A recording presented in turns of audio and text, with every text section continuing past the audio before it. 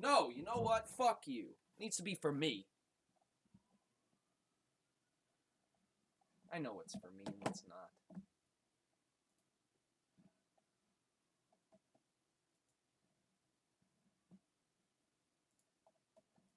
So something like this is no different, I view. I fear that there are going to be children out there who get interested by this and attempt to go purchase something like this. Now, luckily, the second biggest implication for this being used like this is the amount of people who are black using it. My major concern, I have a lot of major concern for the human race in general, but my community is one of the biggest things that worries me. That when this was glamorized on the internet by a black man, that a large amount of black people started to suddenly be interested in it, especially a lot of black adults, which inadvertently will trickle down to black children who see them using it, making them want to try it. It's just how things work between adults and children. That's kind of the nature of things. It's more concerning because situations like these allow for even more damage in my community that has already been, historically marked by a lot of problems related to things like this. So then you have something like nitrous oxide, which is just another problem, not only currently being glamorized by random people, but then there's a lot of celebrities who openly use it, especially Kanye in the current moment. Kanye is addicted to nitrous oxide. Badly, can't go without it. So bad he's hooked up like he's on a cryogenic chamber, and he's like he's Bane from Batman Arkham Knight. Like, it's just horrible. It's a horrible situation. And he's not even the only one. People like Lil Uzi Vert have been caught consuming and huffing these balloons nonstop.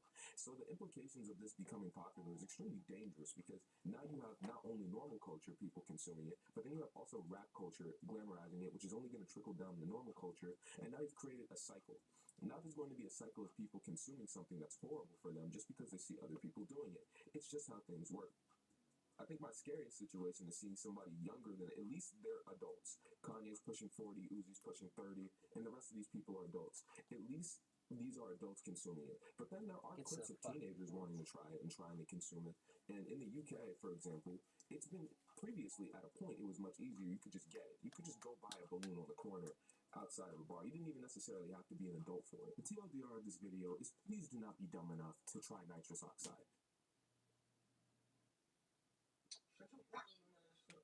It is not for human consumption, quite literally. Unless you're a medical professional, somebody who is a car enthusiast who uses nitrous to boost their car, or somebody who has a third inadvertent reason to use it, then use it responsibly. Clearly in these situations, you either have a medical professional administering to you, you're somebody who's well taught enough to use it in your motor vehicle, or for a third reason, like you're a pastry chef.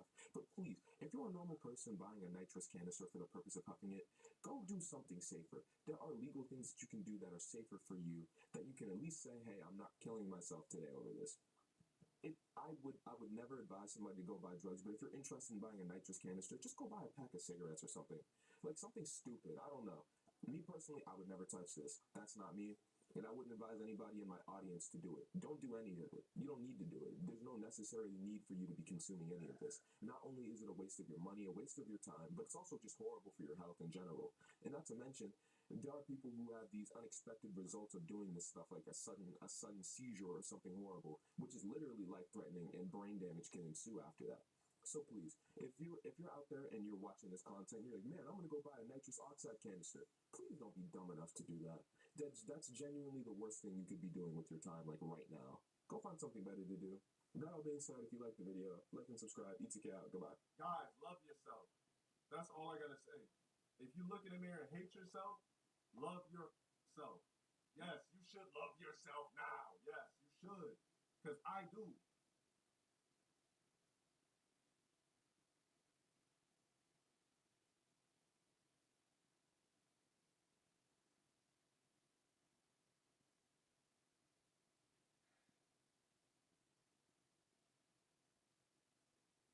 Don't.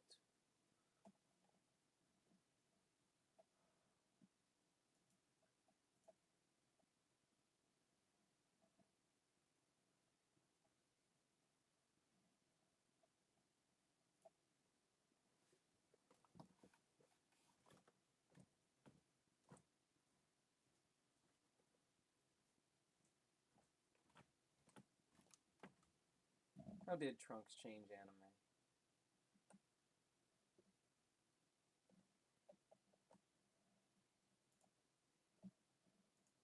The creation of future Trunks fundamentally changed Dragon Ball Z, and in doing so, also changed anime. If you want to learn how, what what makes him awesome and hear some of his greatest lines, keep watching. And if not, know that I'm not above begging you to stay. If you've seen my Vegeta video, you'll know I said that Vegeta changed anime because of the influence he had on inspiring similar characters. That's not the case here. Future Trunks changed things in a vastly different way. He opened up a whole new world in terms of what you can do with the narrative structure of a popular anime. Think about it. Dragon Ball was inspired by Journey to the West and is very much an action-adventure story. Dragon Ball Z took things to a different level, and it morphs into a sci-fi battle shonen dealing with different alien races and traveling to other planets. That alone is ambitious, but then Trunks shows up, and things are never the same. Hundreds of episodes into the Dragon Ball franchise, he introduces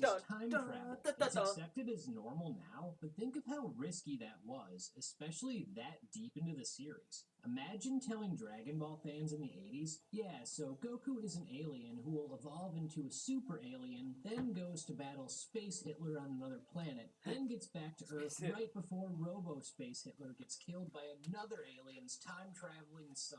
Like, how the hell are you supposed to respond to that? You'd think I'm hot.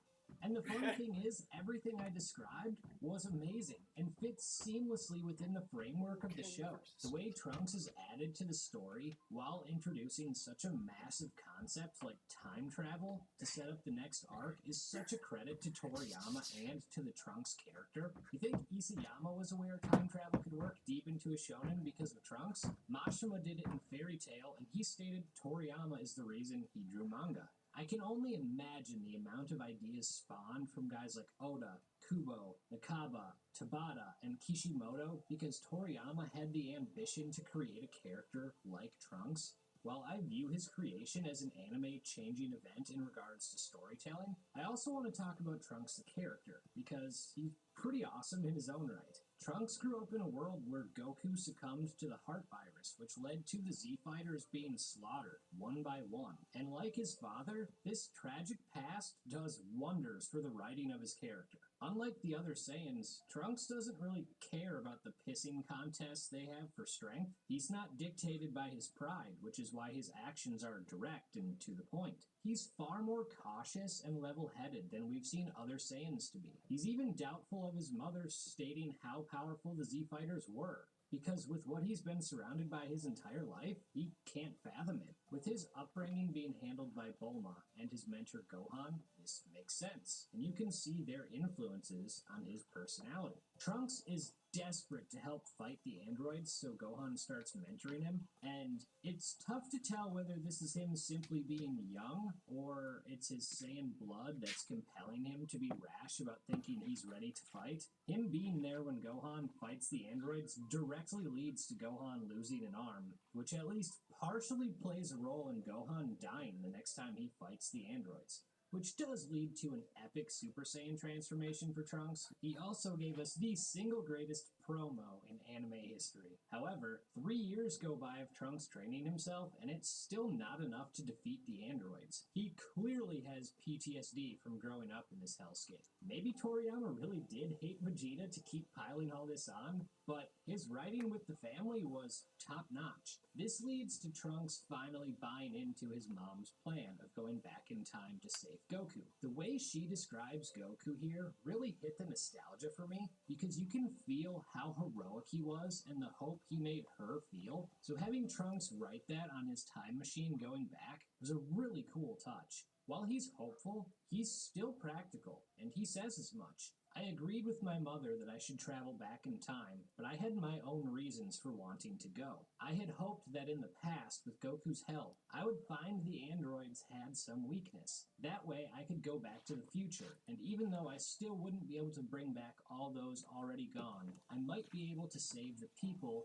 who are left. Trunks' debut in the normal timeline was insane. Frieza and King Cold have arrived on Earth, and Goku is nowhere to be found. The stakes could not be higher for Earth's remaining heroes, and this purple-haired kid shows up, talks some mad shit, turns Super Saiyan, and easily dispatches the biggest villain the series had ever seen. It was unbelievable at the time. Then, like King Cold, you think, well, maybe his sword is special. But no, it's a regular sword. You should know that a weapon doesn't make a man. And like that, Frieza's bloodline is extinct. Now we're wondering, who the hell is this guy? And finding out was both shocking and hilarious. This guy's from the future, where Goku dies. He's also Vegeta and Bulma's kid. It was total information overload. And when the guy who easily dispatched Frieza said something worse was coming, the androids, you believed him, which was one of the best setups to an arc ever. This was the only fight he has where he totally feels like Vegeta's son. He's cocky, he takes his time and toys with them, and he lets his opponents have his weapon. It's funny that the most Vegeta we see in him is before we know they're related. When Trunks returns to the normal timeline, I think people forget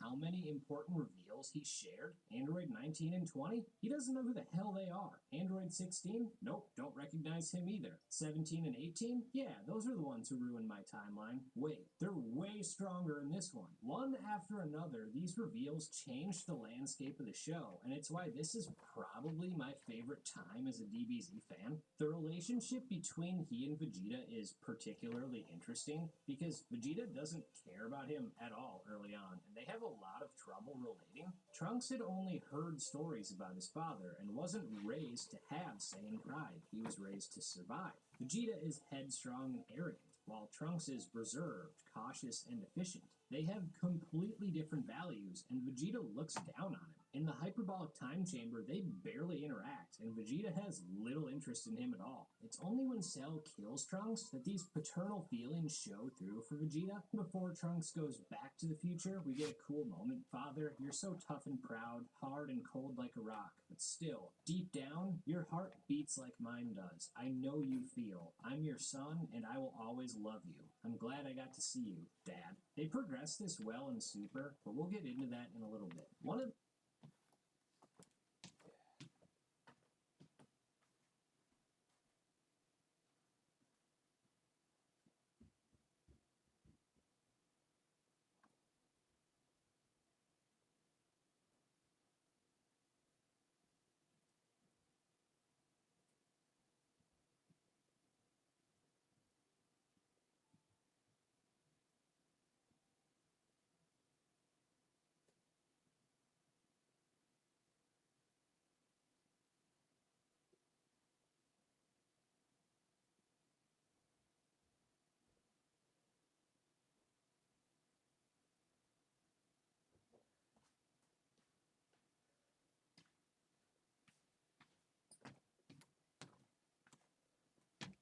the most you. I know you feel. I'm your son, and I will always love you. I'm glad I got to see you, Dad. They progress this well in Super, but we'll get into that in a little bit. One of the most underrated episodes in all of Dragon Ball Z has to... Where is it?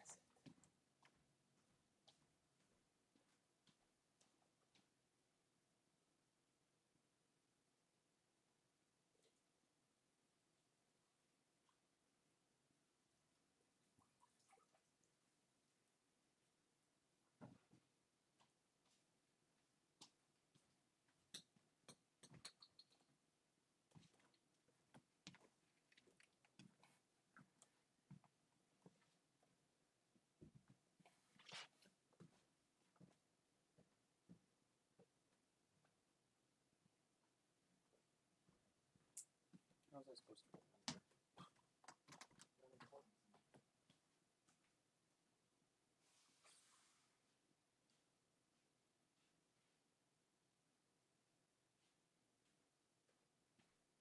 How am I supposed to remember something about somebody that's unimportant to me? I'm glad I got to see you, Dad. They progress this well in Super, but we'll get into that in a little bit. One of the most underrated episodes in all of Dragon Ball Z has to be actually watching Trunks return to the future after the Cell games. Any DBZ fan worth their salt saw the history of Trunks, and we hated those androids for what they did to Gohan. Them being completely helpless to him and acting his revenge was so goddamn sweet, and he gave us the most badass speech he ever gives. You hate the fact that you're powerless to stop me, that you're completely outmatched. Well, imagine feeling the way you do now all of the time, like the people of this planet do. Fools. How do you think my master Gohan felt when you ganged up on him in the rain and he had no way out? Well, now it's your turn. I hope you enjoy it. Then he baits Cell out of hiding and absolutely destroys the imperfect version. Epic. And finally, he gets to live happily ever after. Well, until the next time he needed to come back in time because his world was on the brink of ruin. This storyline was so good, they had to do it twice. And guess what? It's the best arc in Super. It frees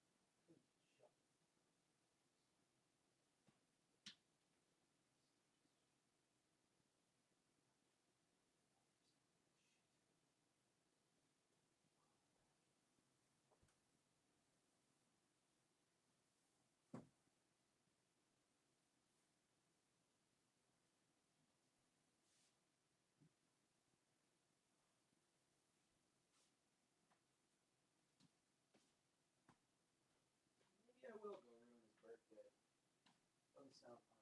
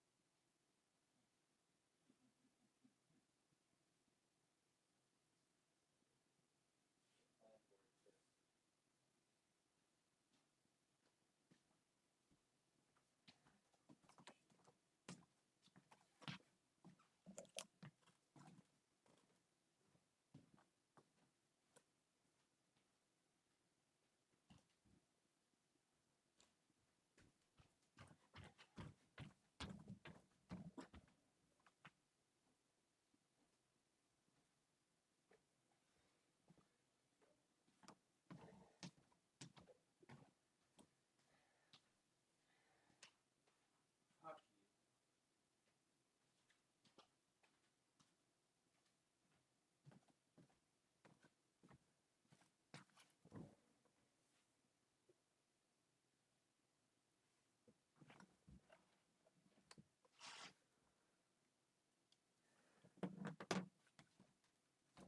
God damn it! Fucking fail again, because you're a fucking piece of shit!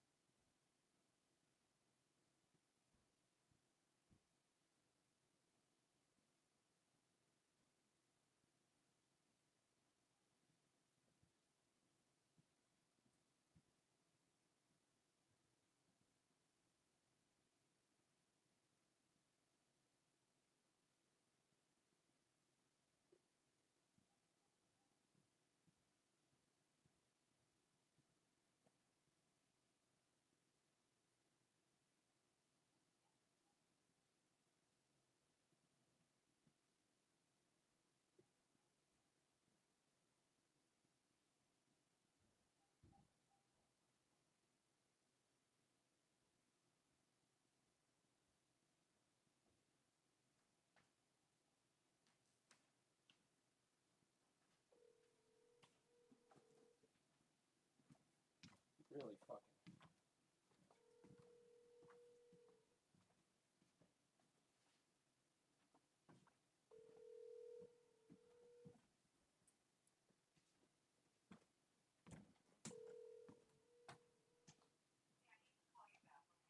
You don't need to. You just need to know that I love you very, very much, Mama. Are you Polish or Russian? Okay, just checking. Well, then I'm gonna say bye to you real slow, sweet Mama. Oh, you know me, whole lot of nothing. I was just about to give up, but now you're trying to change my mind. I've had the most rancid headache all day, and I tried. I came so close. I was like, headache, go away. And it nearly went away. It really nearly did. But then, I don't know, I went to sit on the stairs, and I guess I got a huff of dust. I just started vomiting. But it wasn't like stuff. It was just like vitriol. Which is odd, because I ate a big dinner last night. Alright. Well, with all that said, just remember, you asked. Oh, Mama. Okay, I love you very, very. Okay, bye. Say hi to the new office manager for me. I will. Is it like King Crystal Champagne now? She got upgraded from Miss to Super Queen. Ask if she's still Miss Crystal Champagne or if she's like Super Queen Crystal Champagne now. If she got upgraded. Well, come on, be funny. Bye, Mama. I love you. Bye, I love you. Okay, bye, I love you. You Russian Polish. You Russian Polish. You Russian.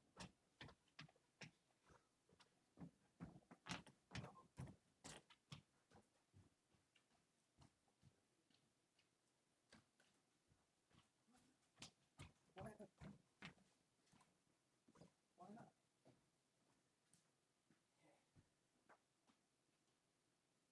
No. I'm gonna fight you for me.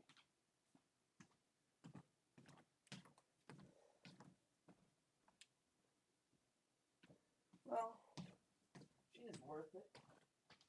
But no. No. I'm gonna fight you for me.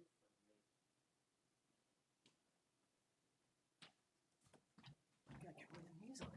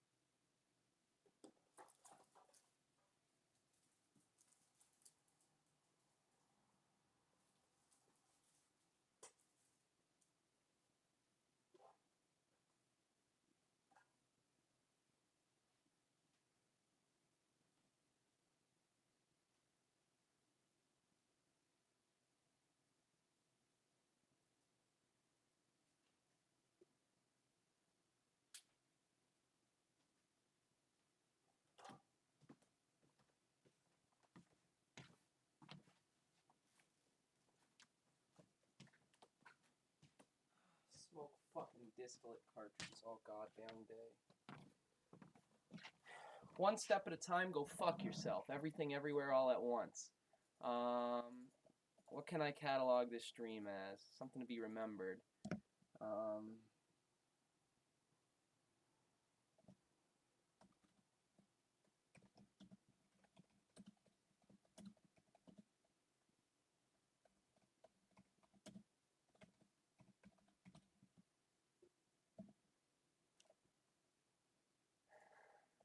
Yeah, this one's for you, Jules. Just rename the stream and go fuck yourself. The best part is, nobody understands me. That's God telling me I'm right.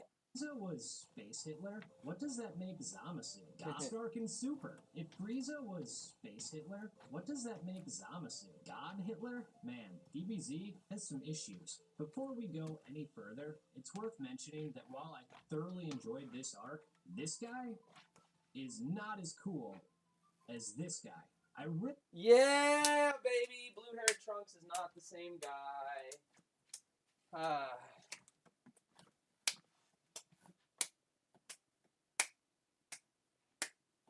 Fucking blew off Raph, dude. Why the hell did I do that?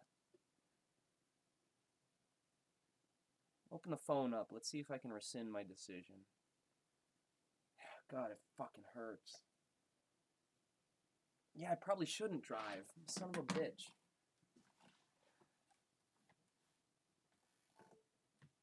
Damn it, damn it, damn it. I'll figure it out.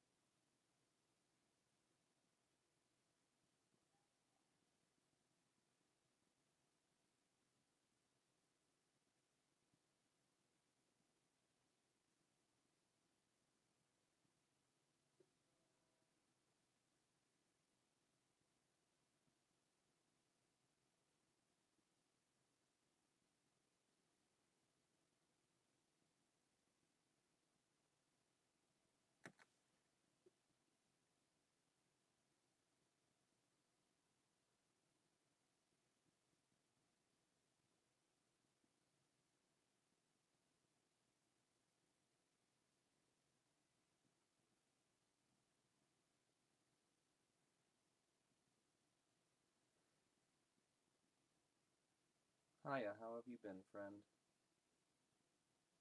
I hope well, but if you are in a crash out mood, I am also available.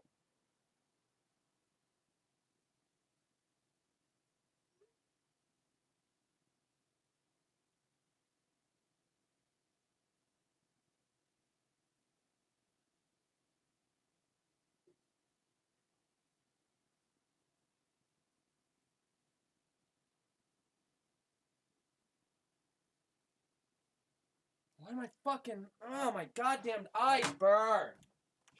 Oh. Alright, that's enough of that today. That's enough of that today. I'm just tired of it. Shouldn't be tired because I just woke up, but I am tired of it. I didn't fucking write my dream! What was it? What was this dream? It was, raccoon.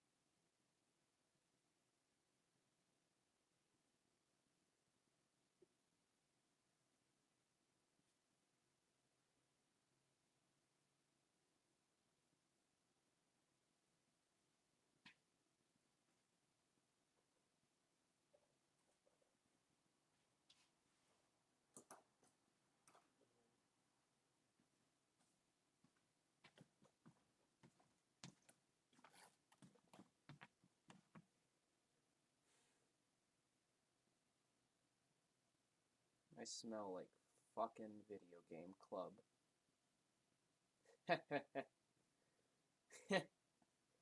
Good times. That's a good one, too. Write it down.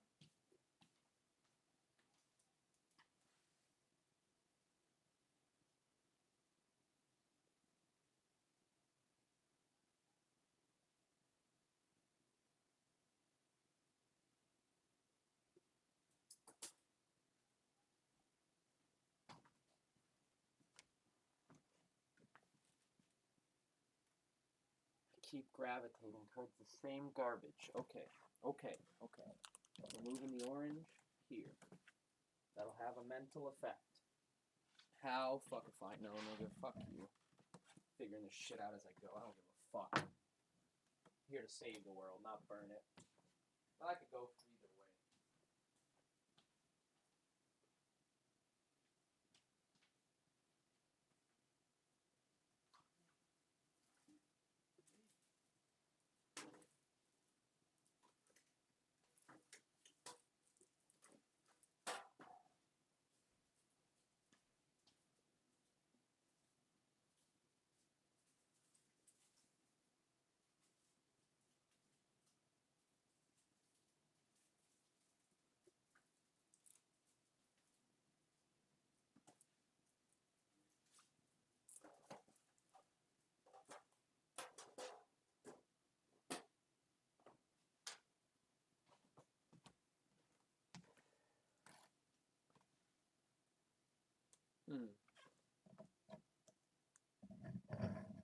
Yeah, let's just fucking...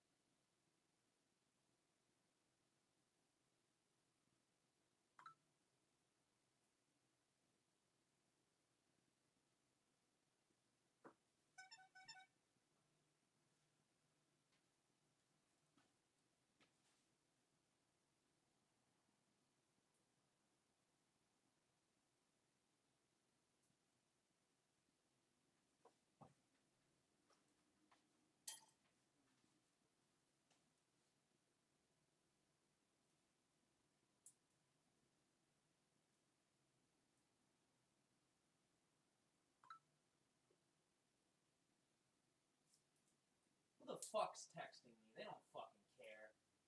Suck my dick.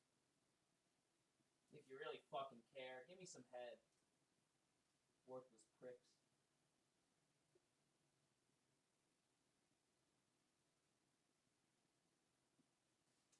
Bunch of cunts.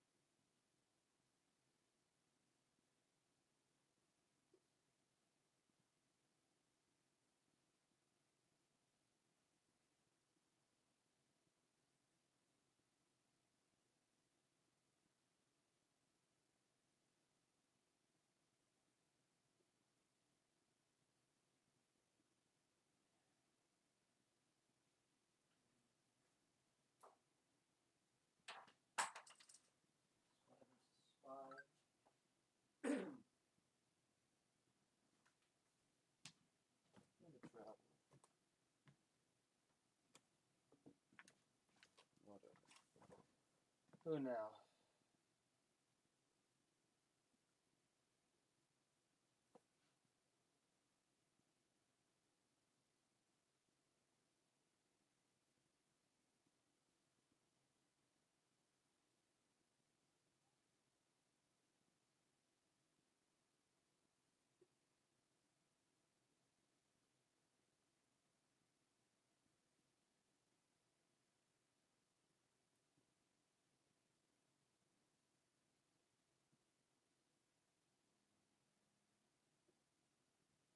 Fair warning, I am a very different style than all that I admire about you.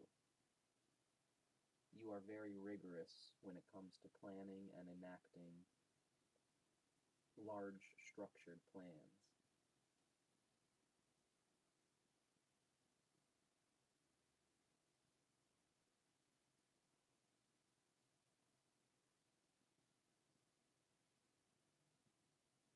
I more wing it. I believe any adventure would be swell with you.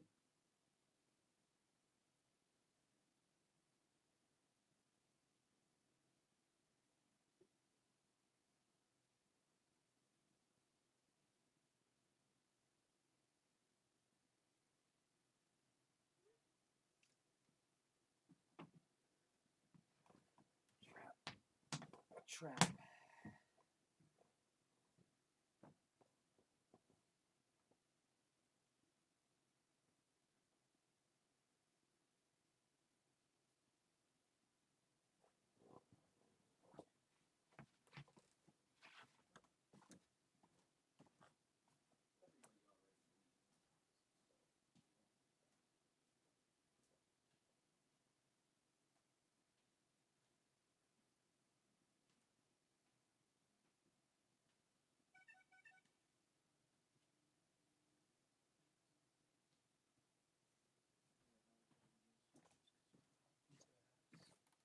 Hey, count your lucky stars, Quinn.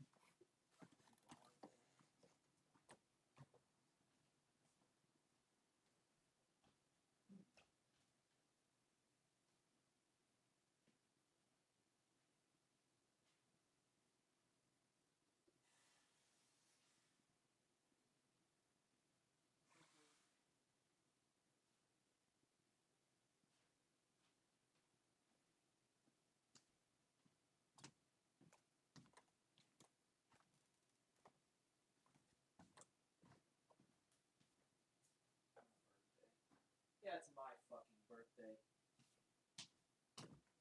Happy birthday to me. I'm gonna hotbox the bathroom.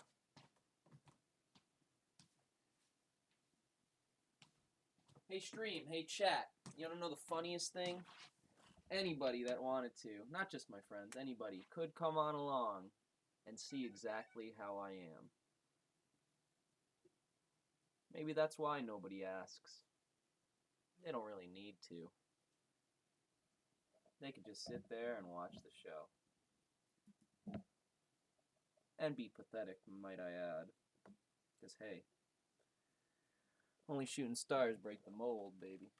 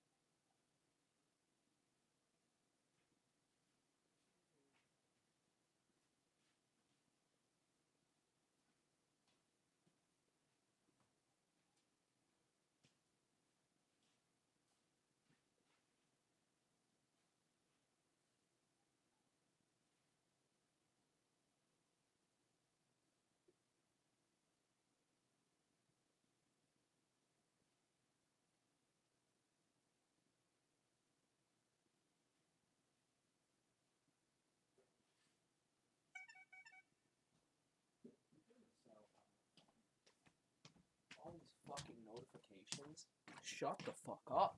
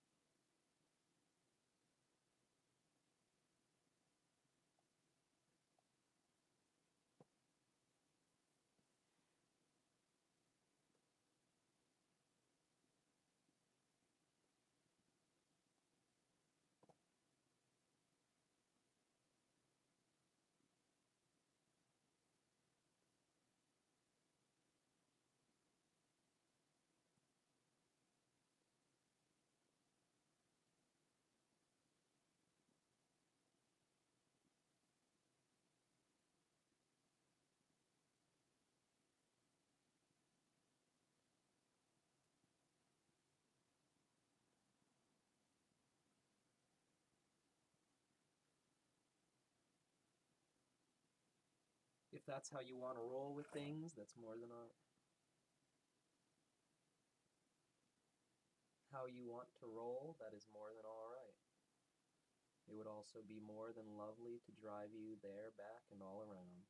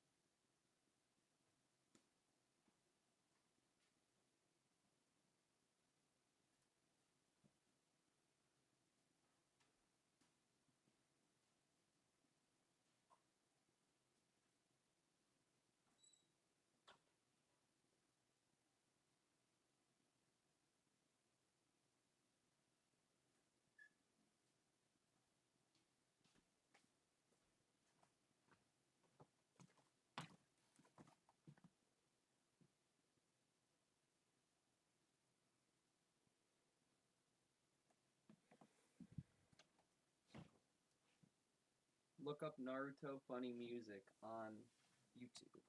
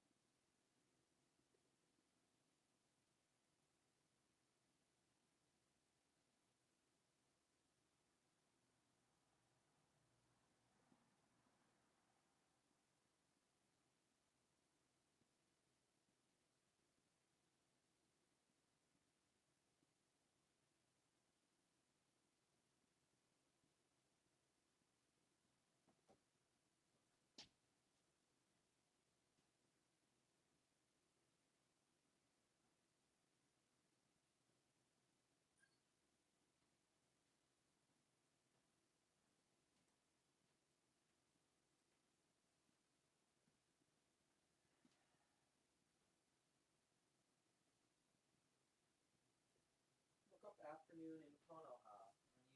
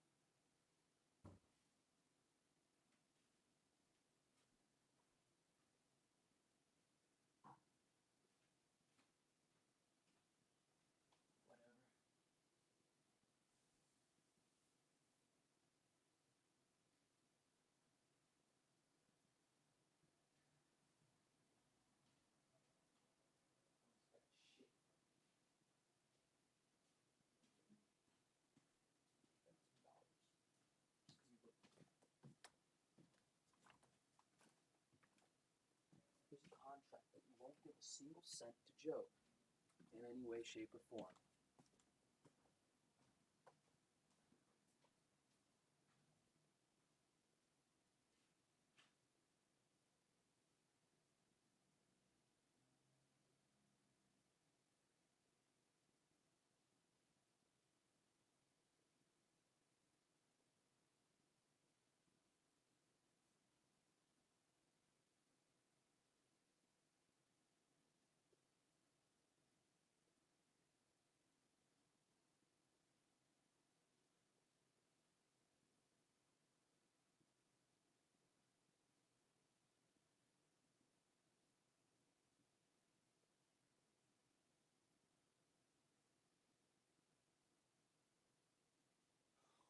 No, no.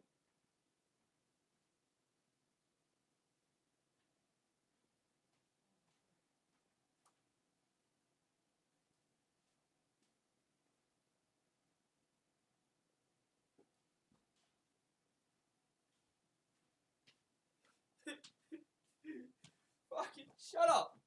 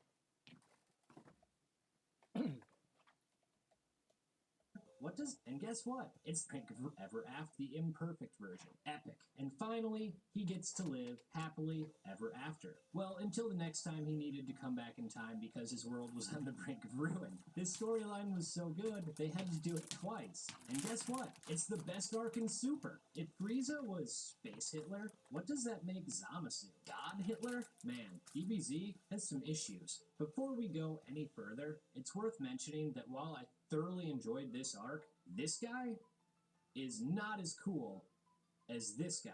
I really liked how we immediately saw PTSD Trunks when he returns to the regular timeline and freaks out when he sees Goku, thinking it's black. He's pretty down when he's in the past, until Gohan and others cheer him up, which is such a cool callback considering his relationship with his timeline's Gohan. One of the better character moments in Super is Vegeta explaining why he trains daily to Trunks, because even if things are peaceful now, someone stronger could always come around and come for the ones he loves. That's literally been Trunks' existence. Stronger beings coming and destroying his world. So this is not only relatable to him, but gives Trunks a better understanding of his father. Yet, to this point, Trunks has also only trained for the threat in front of him and has always relied on others to take care of it for him. It's needed growth, something he never learned because he grew up without his father. But the current iteration is able to give him that guidance. It's something Trunks certainly takes with him when he finds his home in a new timeline.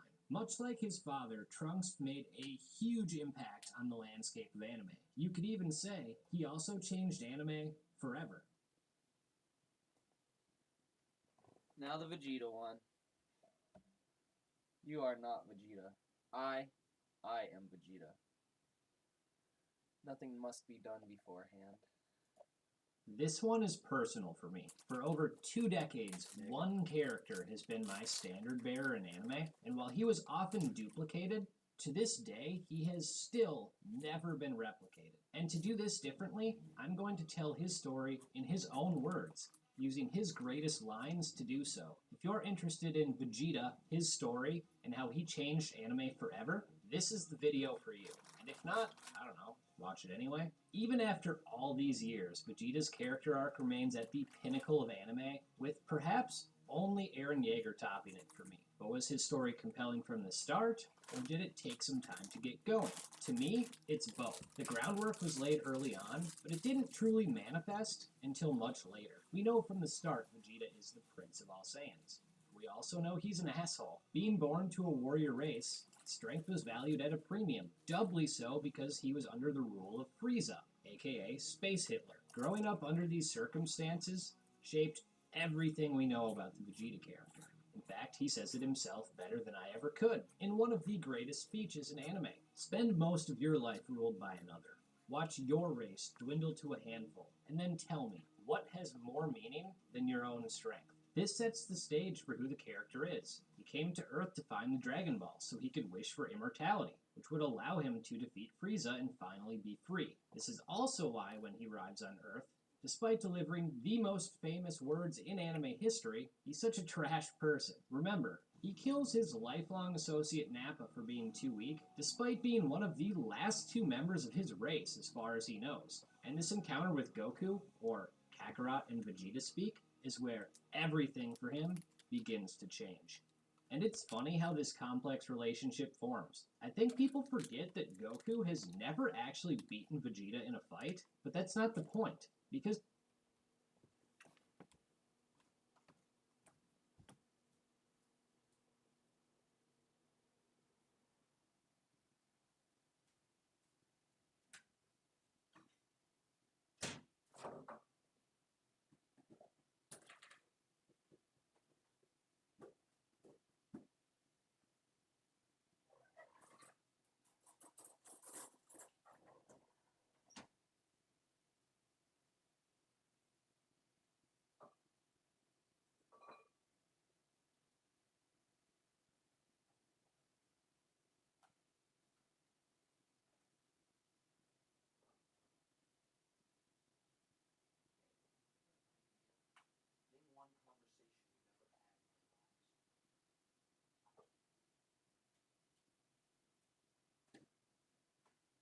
I've got a fun game for Christmas.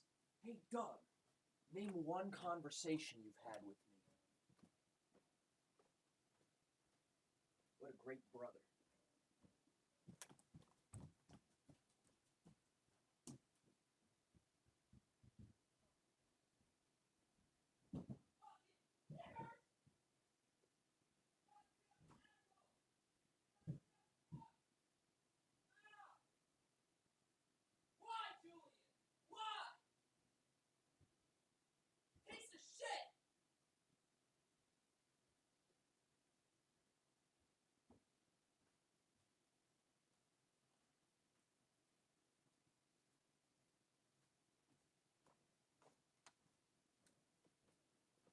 I don't feel bad for shit.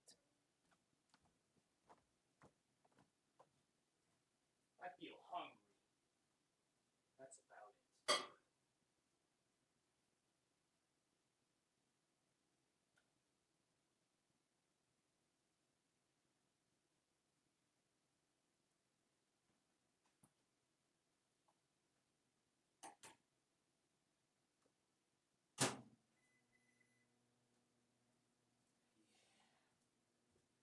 Yeah, I think today's the day.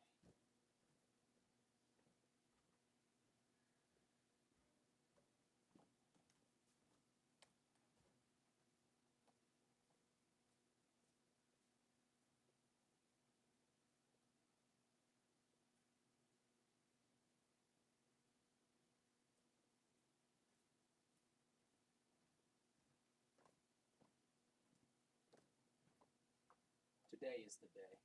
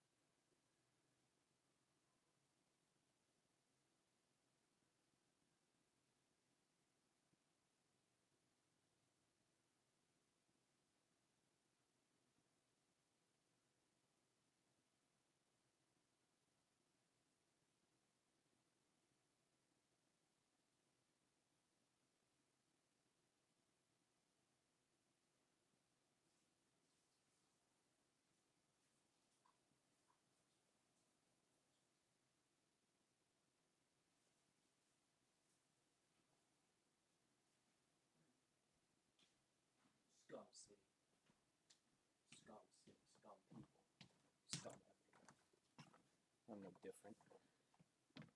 How did that get there? I moved it.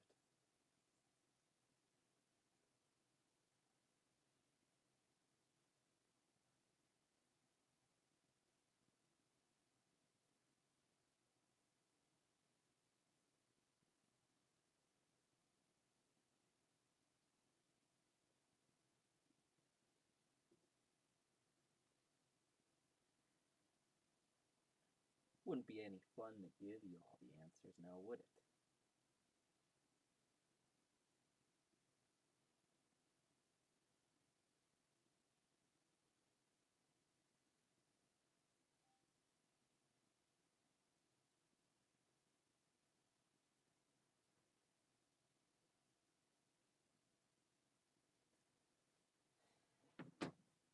That Kakarot and Vegeta speak is where everything for him begins to change. And it's funny how this complex relationship forms. I think people forget that Goku has never actually beaten Vegeta in a fight, but that's not the point, because Vegeta feels like he lost. To Vegeta, he has the blood of a Saiyan prince in him. Goku, he's nothing but a joke. But when you build your entire identity around your pride and strength, having to retreat from that joke, even if he had lots of help, that's a massive blow to the ego, and it forever changes his character. After this retreat, he pivots his plans to go to Namek. Piccolo's dead, so Earth no longer has Dragon Balls. If he wants to achieve his wish, Namek is the only place to do it. And while he's still an asshole, this Vegeta is different from the first iteration we saw. One of the reasons the Frieza saga is so good in Dragon Ball Z is because on top of having our good guys, and then having Frieza and his men as bad guys, Vegeta is a chaotic third party, constantly mucking things up for everybody else. His goals are most aligned with the good guys, and the asshole has to play nice, which at the time felt like a big deal. And while this was designed to be a temporary truce before an inevitable betrayal, this is a clear progression from the past saga, even though he's ruthless as ever, and you see this when he criticizes Goku sparing the Ginyu Force. Would they have taken mercy on your son and your friend? If you'd arrived 10 minutes later, they'd be gone right now. The Frieza saga is also where the layers of Vegeta's character are pulled back for the first time, and we understand him and his pride much better. Here are his dying words. We worked so hard for him. We did everything he asked of us and more. He took me from my father when I was just a little boy. He made me do whatever he wanted and said he would kill my father if I didn't. I did everything he asked, but he killed him anyway, along with everyone else. He was scared of us. Scared that a Super Saiyan would be born to rise up and overthrow him. Kakarot, please, destroy Frieza. He made me what I am. Don't let him do it to anyone else. Not only does this explain his past, but we see the self-loathing Vegeta has for himself, that he knows he's been corrupted by circumstance. It was a beautiful moment then, and it remains so now. Upon being revived, Vegeta's life has become almost aimless. The man who enslaved him his entire life is gone, defeated by his most bitter rival, someone who achieved what he couldn't. And now, that rival is nowhere to be found. He has no home, no family, and no friends. So yeah, why not spend time with the hot rich gal? Convenience is king. Then future Trunks shows up, and he's a Super Saiyan too. Coming from royal blood, Vegeta has now stood by and watched not one, but two of his own kind surpass him, and this drives him mad. His fragile ego couldn't handle it, so he pushes himself further than he thought possible, to the point that he snaps. He says it himself. I didn't care about being better than Kakarot. I didn't care about anything. And ironically, this is what allows him to reach the level he's dreamed of his entire life. Which brings us to one of the most epic iterations of the character. If you want to watch peak trash talking in anime, watch Vegeta vs. Android 19. He's never cooler than in this fight. From badass lines, to allowing 19 to steal his energy like he did to Goku, and then shrugging it off like it's nothing. He's the epitome of a badass. Does a machine like yourself ever experience fear? When it comes to making an entrance and talking trash, Vegeta is on a tier of his own. He must have the greatest collection of entrances in anime history, and has by far the largest collection of memorable speeches. While Vegeta has set up shop at Bulma's, he has a son, and he's considered an ally now, he's still very much the same man he's always been. Nothing has more meaning than strength. And this core belief of his, and the arrogance that accompanies it, that's why we get stupid but in character decisions, like letting Cell reach his perfect form. He's matured, but his flaws remain, and Vegeta's pride takes a beating in the Android and Cell sagas. First, Android 18 kicks his ass. Then he ascends, only to get his ass kicked again. He watches his son helplessly die in front of him, triggering a paternal instinct he never knew he had. And then he has to be saved by both his rival and his rival's son. It's an utterly humiliating sequence of events for Vegeta, and ultimately, it mellows him out. Frieza is gone. Goku is gone. He has nothing left to push him further. He has obligations of being a husband and a father, and those start to take a little bit of priority. This takes us to my favorite stage of the Vegeta character, the return of the villain to birth a hero. Vegeta sat by and watched Goku surpass him. Same with Gohan. He started a family, and in his mind, he's gone soft. I woke one day to find I'd settled down, formed a family. I had even grown quite fond of them. Then an opportunity presents itself. Goku makes a brief return. Babidi can reawaken the evil in his heart, and in Vegeta's eyes, that's the only way for him to finally close the gap with Goku. And this is the only chance he'll have to do so he takes it. I had to watch him surpass me in strength, my destiny thrown to the wayside. He has even saved my life as if I were a helpless child. He has stolen my honor, and his debts must be paid. These are the words he says before we see the Majin Vegeta Goku fight. Knowing his past and his mindset, it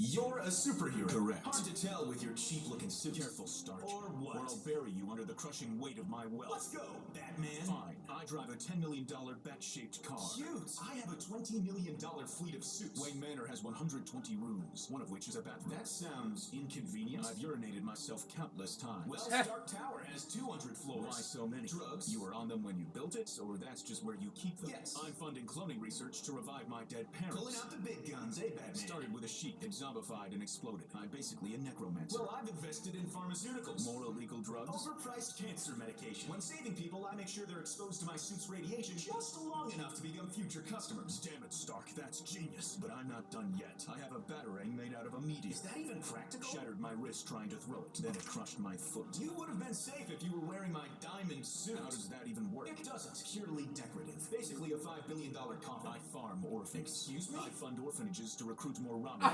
You can never have too many Robins. A billionaire using charity as a cover for evil? Impossible! It's pretty trendy these days. Well, I fund illegal experiments abroad disguised as medical research. What kind of experiments? We turned a man into a fridge. I don't follow. He's literally a fridge. I don't know what else to tell You're you. not the only one conducting experiments, Stark. I genetically engineered bats. That's cool. Did you make them bigger or something? They're hardwired to attack whenever you say Martha. Seems kind of The situational. name's more common than you think. I own a chain of Asian sweatshops that produce bootleg Stark tech. That's anti-American. There's nothing more American than turning sweatshop labor into profits. Mummified remains of an ancient Egyptian king. Robotic dinosaur. Surgery to enhance physical abilities beyond peak human. Cybernetic organs. The mayor of Gotham's in my pocket. The president's in mine. Damn you, Stark. Damn you and your ludicrous wealth. Come on, buddy. You're pretty rich, too. Remember the whole bat-shaped car thing? The $10 million bat-shaped car that goes vroom vroom real fast? And was designed by an 8-year-old? Step out of the suit and say that to my face, Stark. Oh, here we go. What's wrong? It's just poor little Batman over I here. didn't say you poor were- little orphan Okay, I Batman. never made fun of you I'll for step being... out of my suit to make it fair. Dude, your suit is I'll trash. even take off the utility belt. I worked hard on my suit, all right? I didn't buy it from some second-hand cosplay store. This cosplayer's gonna kick your ass. You always get this salty about losing. Man doesn't lose. In this video to learn about sexism. That was a pretty good one. That man just gets mad. Yeah, go ahead and get mad. I live for this ignorant shit.